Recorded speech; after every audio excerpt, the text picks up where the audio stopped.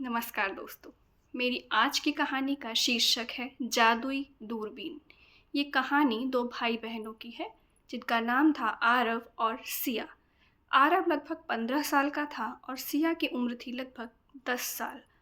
आरव और सिया पिछले लगभग 2 ढाई महीने से अपने मम्मी पापा से लगातार मांग कर रहे थे कुछ नई चीज़ों की।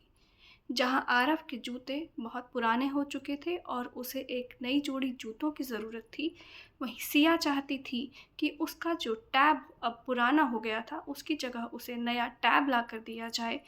वहीं मम्मी और पापा दोनों लगातार उनकी बातों को ये कहकर टाल रहे थे कि वो कुछ समय बाद उन्हें इन चीज़ों को दिलवा पाएंगे। इसी दौरान उनके घर आना हुआ उनके नाना जी का। नाना जी ने जब ये सारी बात सुनी तो नाना जी ने उन दोनों को उपहार में एक दूरबीन दी और कहा कि दूरबीन से वो ज़रा अपने कंपाउंड का नज़ारा देखें।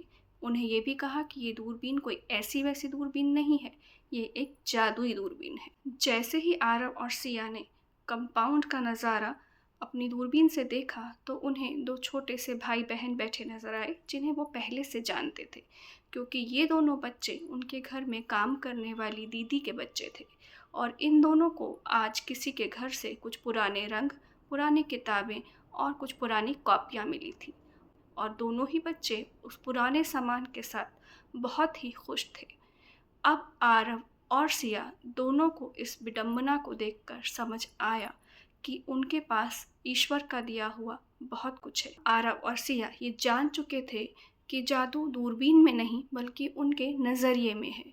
यदि इंसान अपना नज़रिया बदले तो नज़ारा खुद बदल जाता है। धन्यवाद।